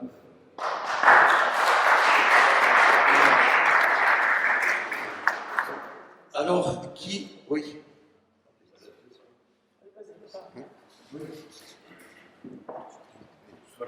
Oui, c'est bien. J'aimerais raconter un de mes souvenirs, si vous le permettez. 4-5 jours avant l'indépendance, j'ai connu un énorme vaisseau qui venait de Nemours pour me proposer quelque chose qui à la fin n'a pas marché. Le 1er juillet 62, la France a envoyé 2 bateaux kangourous sur les plages de Nemours pour embarquer les 700 fusiliers marins qui gardaient la frontière marocaine, avec tout leur matériel. Ça a été fait, nous embarqués, et à ce moment-là, le lieutenant de Besonier, nous embarquant également le village Harki qui a combattu avec nous. Le capitaine des 2 bateaux qui arrivaient ont dit, il n'en est pas question, j'ai reçu des ordres de vous embarquer à vous, et pas des civils. Le lieutenant a dit, ces hommes ont combattu avec nous, nous leur avons enlevé les armes, demain, ils se feront massacrer. Ils embarquent avec nous. Le capitaine a dit, il n'est pas question. Alors, le lieutenant a appelé un de ses hommes et il lui a dit, prenez-moi le commandement des 2 bateaux. Le capitaine du bateau s'est mis évidemment comme un fou. Vous êtes fou. Vous vous rendez compte de ce que vous êtes en train de faire? Vous vous rendez compte qu'en arrivant en France, mes galons ne valent pas la vie de 100 personnes. Alors, on part. Et il a embarqué tous les Harkis qui avaient combattu l'Algérie à la cité marocaine. Tous les ont embarqués et les bateaux sont partis. Cour martiale, on a demandé l'opération, la veille de la prison, il a rendu son uniforme. C'est pour vous dire qu'il y avait encore des hommes dans l'armée française capables d'avoir un bon cœur. Voilà, c'est tout.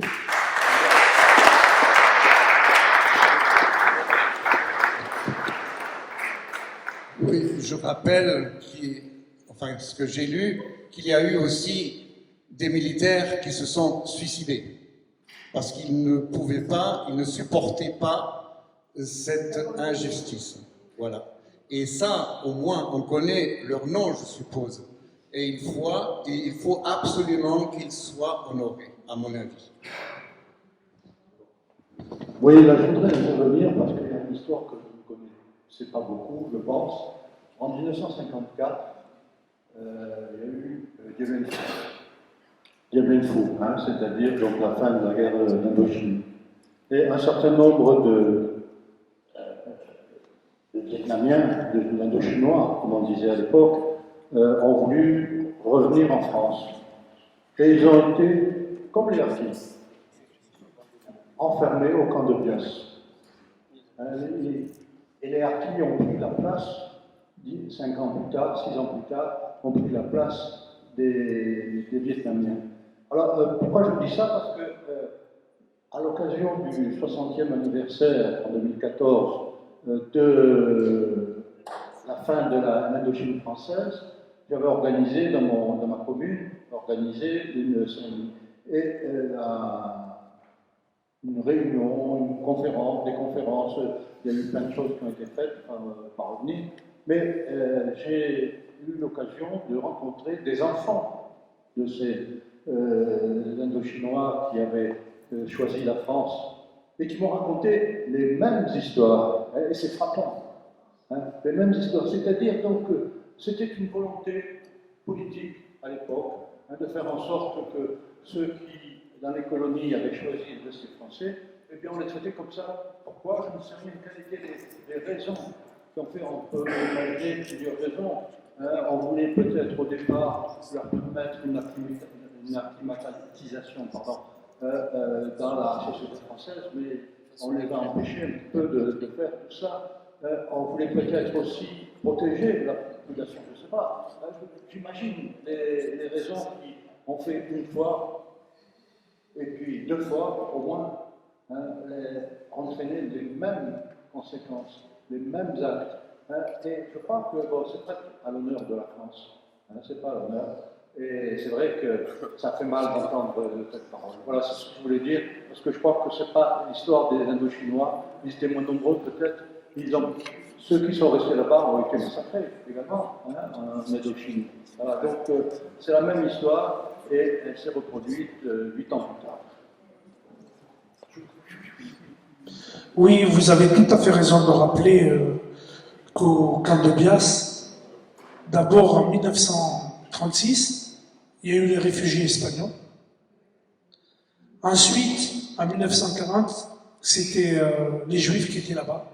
Il y avait d'ailleurs un départ d'une gare qui s'appelle la gare d'Open, où ils partaient de là-bas. En 1954, il y a eu les Indochinois, et en 1962, il y a eu les Harkis. Mais si je peux dire une petite chose que vous avez dit à l'époque. Non. Parce qu'aujourd'hui, avec ce gouvernement actuel, ils ont refait la même chose avec des Afghans. Ils se sont servis des Afghans comme des Harkis et ils les ont laissés. Faut pas oublier. Donc l'histoire se répète. Et demain, s'il y a une autre guerre, ils vont se servir encore d'autres. Tu as raison. Tu as raison.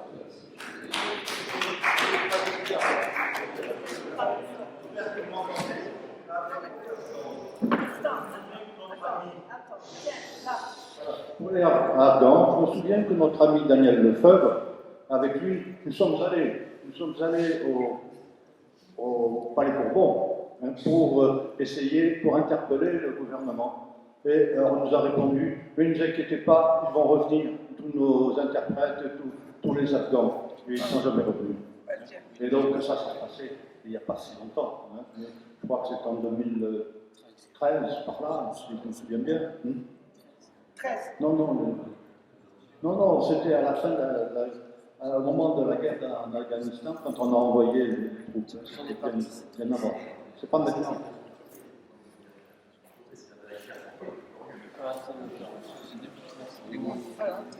Bon, pour certains, ça va être une répétition. Une chose qui m'a beaucoup émue, mercredi 25 septembre, c'était la cérémonie en hommage au Harkis à Montauban. Comme d'habitude, le cercle géraniste est représenté.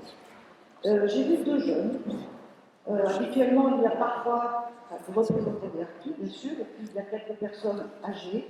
Et cette fois-ci, c'était la première fois que je voyais des jeunes. Donc, à la fin de la cérémonie, je me suis rapprochée d'eux. On a un peu parlé. Ils m'ont dit qu'ils étaient des petits-fils de Harkis. C'était la première fois que j'en voyais. Et à la commémoration. Et ils m'ont dit qu'ils ne comprenaient pas pourquoi. Ils ne connaissaient pas leur histoire. Parce qu'on n'en parlait pas ni au collège, ni au lycée. Et ils m'ont demandé si je pouvais leur donner des livres qui pourraient leur permettre de comprendre leur histoire. Parce que bien entendu, dans leur famille, on n'en parle pas. Je leur ai donné mes coordonnées, j'ai reçu des messages absolument touchants. Et bien sûr, je ferai en sorte de leur donner des livres, peut-être des DVD. Voilà. J'ai trouvé ça. Ils m'ont dit aussi qu'ils ne voulaient pas être considérés comme ceux qui sont des assassins. Je vous en parle parce que j'ai bien cru comprendre que c'était bien un problème. Parce qu'on fait la confusion entre ceux qui ont choisi la France et ceux qui sont là pour des raisons économiques et qui, bon, il ne faut pas généraliser, mais qui commettent des exactions. Et visiblement, ces jeunes avaient besoin et envie de montrer qu'ils ne faisaient pas partie de cela, qu'ils faisaient partie de ceux qui avaient choisi la France. C'est la première fois que je vois ça et je me dis que ça veut dire quelque chose.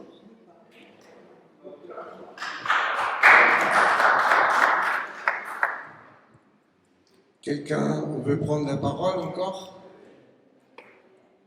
Oui, monsieur. Bonjour. Simplement, lorsque j'étais au cercle à Lyon, nous recevions souvent le commandant Louis de Bois-de-Saint-Marc, que tout le monde connaît bien sûr, et nous l'avions interrogé précisément sur un aspect qui a été soulevé, à savoir pourquoi la France abandonnait les siens. Et il nous avait rappelé que la guerre d'Indochine avait profondément marqué l'armée française à cause de l'abandon des populations qui avaient pourtant choisi la France.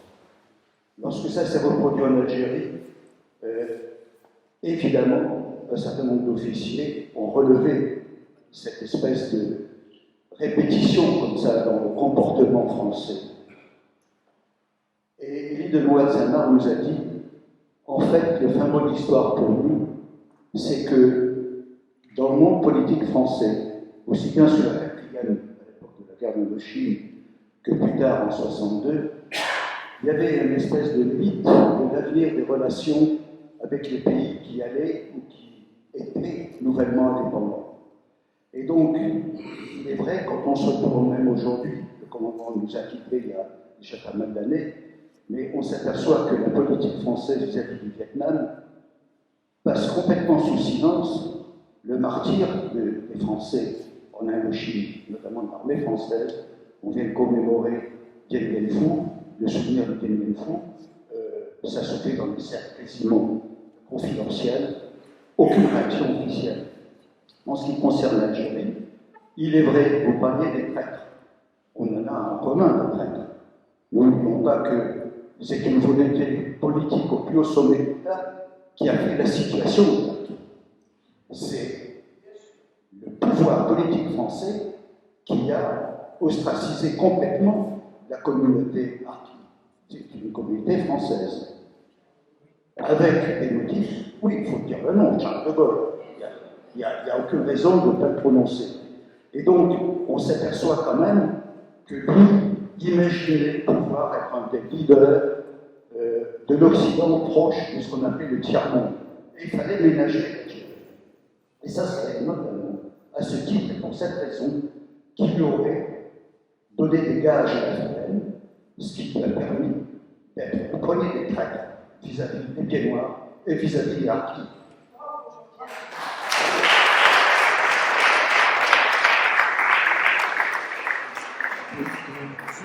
Juste un petit mot. Je vous remercie infiniment d'avoir évoqué cet aspect parce que pour moi, toujours, le criminel le plus important, c'est M. Charles de Gaulle.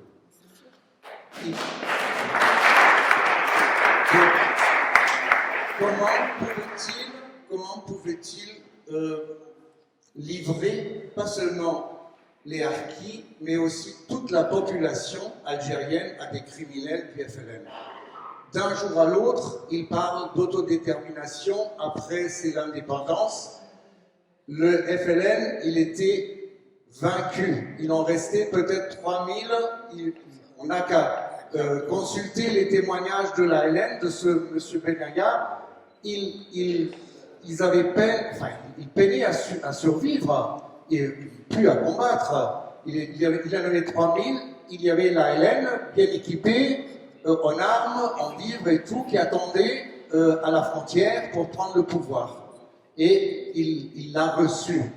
Et il a fait ce qu'il voulait. Et donc, toute la population algérienne, à mon avis, enfin pas toute, mais la majorité, elle s'est tournée dès qu'elle a compris qui allait gagner.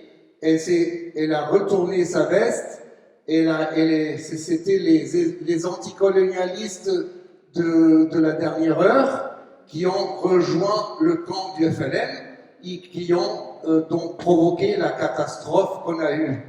Et c'est Charles de Gaulle qui en est responsable. Voilà.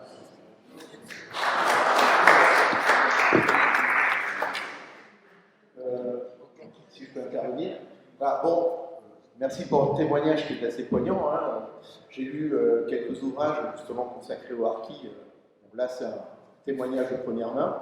Donc, je peux vous spécifier qu'effectivement, en ce qui concerne la mémoire nationale, c'est assez frappant. Vous pouvez voir que dans tous les manuels de terminale, où on a évoqué rapidement, hélas, parce qu'il y a plein de choses à dire, la guerre d'Algérie, vous aurez toujours un texte qui évoque la question des harkis. C'est quelque chose qui maintenant a été pris en compte, hein, c'est indéniable. Après, bon, comment c'est traité, c'est autre chose. J'aurais donc une autre question à traiter et qui en fait est connexe à la vôtre. Est-ce que vous vous êtes intéressé, puisque vous avez cherché des informations, au sort des militaires musulmans de l'armée française? Puisqu'on parlait de l'armée d'Afrique, j'ai parlé des régiments de tirailleurs dans ce pays, etc. Qu'est-il arrivé à ces gens en 62? Est-ce qu'ils ont eu le même sort que les harkis? Ont-ils été considérés comme des militaires à la retraite qui ont été mis de côté? Là, j'aimerais savoir quelque chose justement là-dessus. Oui, justement, donc, que leur est-il arrivé dans l'Algérie indépendante à ces gens? Voilà, je ne suis pas au courant. C'est-à-dire, il faudrait poser la question peut-être à M. Perpillet ou à un historien compétent. Moi, je ne suis pas historien, j'essaye d'analyser certains témoignages ou de la littérature, comment sont représentés les harkis, ce que je suis en train de faire, justement, ou analyser des BD comme des BD de M. Ferrandez pour voir à quel point il a falsifié l'histoire. Juste un exemple, parce que ça fait toujours plaisir de voir comment on peut complètement falsifier la réalité. Vous connaissez tous la bataille d'Alger, et chez lui, dans ses carnets d'Orient, la bataille d'Alger, elle commence non pas avec la terreur du FLN, avec les attentats, mais avec l'attentat de la rue de Thèbes. Et il y a plusieurs pages. C'est les extrémistes de l'Algérie française, bien entendu, qui ont fait exploser cette bombe dans la Casbah, et on voit des pages entières. Les cadavres des bébés, des femmes, c'est lamentable, c'est terrible, et voilà, pour justifier que le FLN fasse des attentats par la suite. Moi, je trouve ça ignoble. Et c'est pas le seul exemple. C'est juste, et ça, c'est là que je travaille. Pareil pour Monsieur Ferrandez, quand il a repris la nouvelle L'Hôte de Camus pour la détourner complètement de son message. Pour lui, c'est la fraternité entre Daru, l'instituteur, et le pauvre arabe. Mais non, c'est juste le contraire. Et c'est là où il faut travailler pour donner du matériel aux professeurs, parce que dès qu'ils font travailler sur cette nouvelle, par exemple en Allemagne, elle est très répandue. C'est un texte assez court, personne ne connaît la guerre d'Algérie, personne ne connaît l'Algérie, et donc, voilà, c'est un bon exemple dans la BD, pour la fraternité entre Daru et l'arabe. Non mais franchement, et quand on leur explique un petit peu, quand on leur donne du matériel, c'est le seul moyen pour changer le monde, si vous voulez, pour changer un peu l'histoire, pour rectifier l'histoire. Et c'est pareil pour d'autres sujets. Prenez l'OAS, prenez les Pieds Noirs. Non, ils n'ont pas eu le droit de s'insurger parce que, bien entendu, l'anticolonialisme ou l'Algérie algérienne, c'était donc un but, c'était une fin qui justifiait tous les moyens et surtout la violence. Donc voilà, il n'y a pas d'autre solution. et quand vous partez de là, vous justifiez tous les massacres du FLN, bon ben, on ne pouvait pas faire autrement, voilà. Et ainsi de suite, juste pour vous montrer. Donc cette question, bien entendu, elle m'intéresse, mais je ne suis pas historien, mais il faudrait peut-être poser la question à certains historiens. On a quand même des exemples. On a l'histoire emblématique des porte-drapeaux de Moustapha. Voilà ce qu'ils sont devenus. Ils ont tous été tués par le FLN les uns après les autres. Et les uns après les autres, ils ont pris le drapeau français, ils l'ont levé. Et ça, c'est une chose. Ou l'histoire de ces anciens combattants à qui on faisait avaler les médailles. Ça, c'est des réalités, du vécu, des témoignages qu'on trouve dans tous les livres en permanence. Moi, je voudrais simplement intervenir par rapport à ce que vous disiez, madame, sur l'aspect politique et au-delà des affaires politiques. Malheureusement, je crois, nos communautés sont tombées dans le chaudron de la politique dès qu'ils étaient petits. Et qu'on ne peut pas faire sans. Ça ne veut pas dire l'engagement politicien, c'est autre chose. Mais à un moment donné, il faut bien comprendre ce que dit Wolf, par exemple, sur l'histoire de l'explication de la rue de Terre tout le temps. Ça, c'est la propagande des FLN. Et tant qu'on n'a pas démonté cette propagande des FLN, il y a quelque chose qui restera et qui posera problème. Moi, je voudrais insister sur quelque chose et je regrette parce que je peux faire mal. Donc, je préfère le dire dans une assemblée où on est tous convaincus entre nous et où on est tous frères, comme le disait Suzy. Moi, j'ai essayé de travailler avec les harkis, les communautés d'harkis, les enfants de harkis. Il faut bien comprendre, me semble-t-il, que l'histoire est passée par là. Ça ne veut pas dire qu'il ne faut rien faire, et je crois, justement, je terminerai en conclusion en disant qu'il faut faire. Mais l'histoire est passée par là parce qu'il y a eu des trajectoires. Et je vous raconte une histoire récente. J'ai fait venir des enfants de harkis dans une réunion de jeunes bédouins. Mais le problème qu'on a rencontré, c'est qu'ils nous ont tenu un discours. Nos parents, je fais court, nos parents ont été trahis, ils se sont éloignés de l'islam, nous on revient à l'islam. Et donc, oui, mais, et alors, oui, l'islam tranquille. Sauf que dans le propos, ça flirtait avec la communauté islamique. Et donc, la question qu'on a à traiter sont des questions d'actualité, plus que des questions de mémoire et d'histoire. On doit aujourd'hui s'interroger, on est, je crois, un peu creusé de cette histoire de comment les communautés, comment on peut se réapproprier l'histoire, comment on peut intervenir auprès de nos jeunes en général. Et c'est peut-être une tâche qui est très difficile, et je crois qu'il faudrait qu'on arrive à pouvoir le faire ensemble, en se coordonnant, en travaillant ensemble. Je sais que c'est difficile. Ici, on peut sortir en se disant on est tous frères, d'accord. Sauf que dans la réalité, il faut construire. Et construire par rapport à ces jeunes qui, me semble-t-il, sont en train de dériver aussi. Voilà, c'est ce que je voulais dire. Excusez-moi si j'ai surpris. Encore quelqu'un? Pour répondre à la question soulevée par Frédéric sur le sort des militaires français qui avaient servi la France avant la guerre d'Algérie, il y a un premier élément de réponse qui est donné par l'histoire d'André, quand il raconte que son père, vétéran des campagnes de la Deuxième Guerre mondiale et d'Indochine, s'engage dans les harkis. J'en connais d'autres exemples proches où c'est exactement le même process, où c'est par tradition familiale où on s'est battu par la France, on gagne les harkis parce qu'il y a une menace de hors-la-loi ou de terroristes sur le village ou sur la communauté. Donc c'est un élément à prendre en compte et qu'on retrouve aussi dans certaines statistiques, puisque dans les harkis, il y a aussi des militaires entre guillemets professionnels, des vétérans qui ont déjà fait campagne.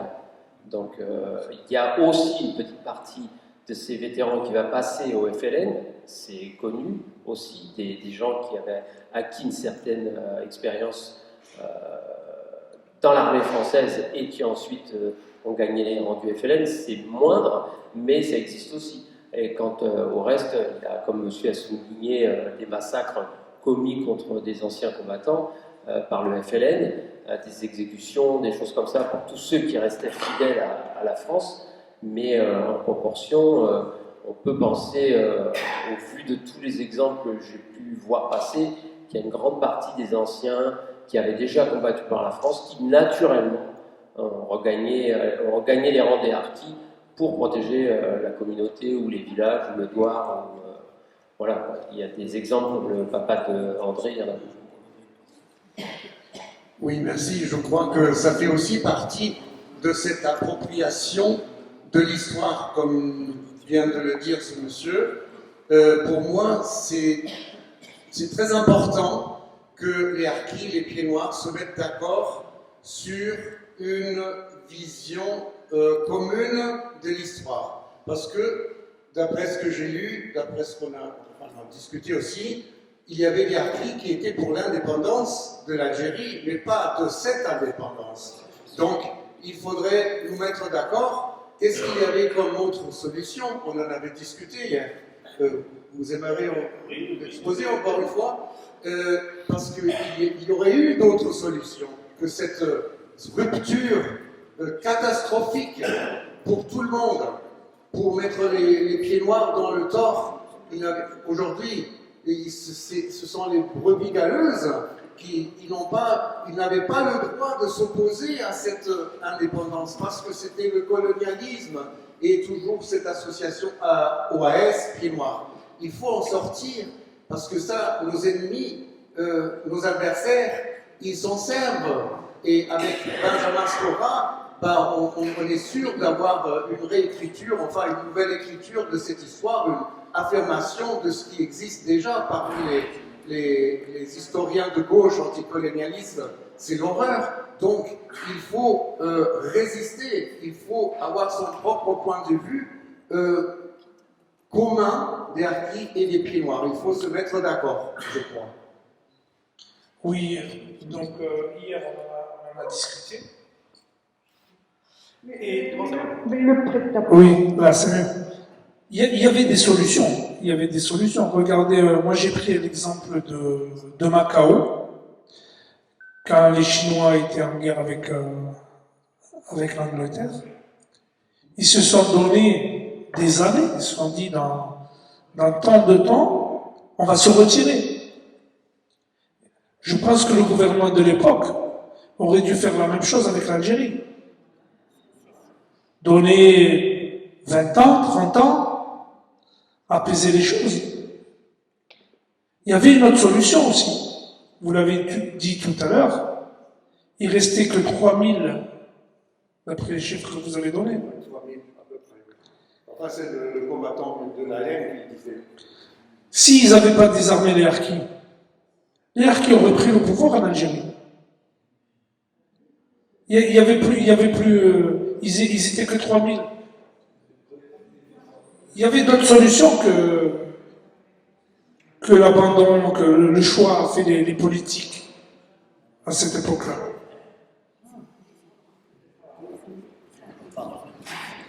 Encore une question en bas. Il est quelle heure là? Oui, il est. Moi, je suis là, justement, j'attendais que nos amis finissent d'intervenir pour effectivement dire que il était comme dire aussi que Afida, peut-être quelque chose à rajouter. Est-ce que tu as envie de lancer un appel ou est-ce que tu as... L'appel de Afida. C'est ça. En fait, moi, j'aimerais bien, pour la mémoire de tous ceux qui sont plus là et qui ont combattu voilà, dans cette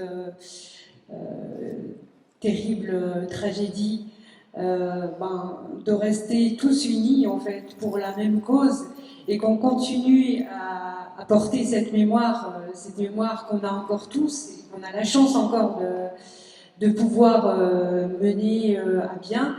et qu'il n'y ait pas de dissolution entre nos deux communautés. Voilà. Donc, en tout cas, ce serait vraiment, et j'aimerais que l'après-midi d'aujourd'hui soit reproduite dans toutes les villes de France et qu'on associe vraiment tous les harkis et tous les pieds noirs, tous les rapatriés pour la même cause.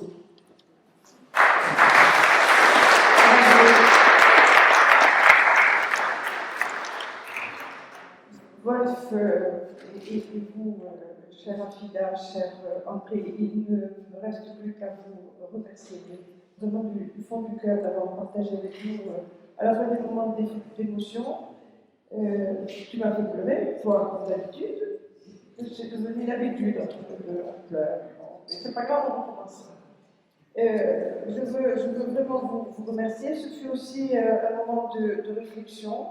Il y a un terme que j'ai entendu, que tu viens de prononcer, tu as parlé de dissolution de nos communautés.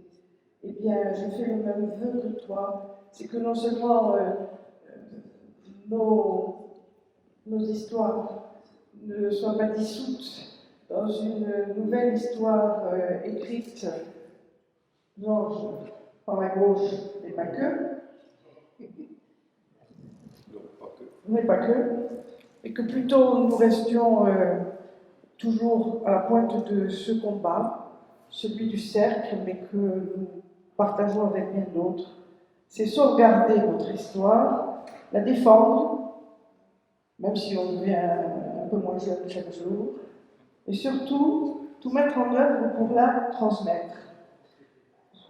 C'est, je crois, de bonnes raisons pour que, ensemble et avec tous ceux qui veulent s'associer à nos combats, nous poursuivions cette tâche, certes difficile, mais combien exaltante, sinon on ne serait pas là, n'est-ce pas? Merci à tous d'avoir été. Oui, Yves. Pardonnez-moi, ce soir sur FR3, il y a une émission qui s'appelle Mémoire à vivre, qui rend honneur à Marie-Claude Harkis. Je ne sais pas, je ne connais pas que je le fais. Mais c'est la France, l'intelligence. Toujours des émissions de Harkis sans les Harkis. Voilà le mot de la fin. Merci à tous. À tous.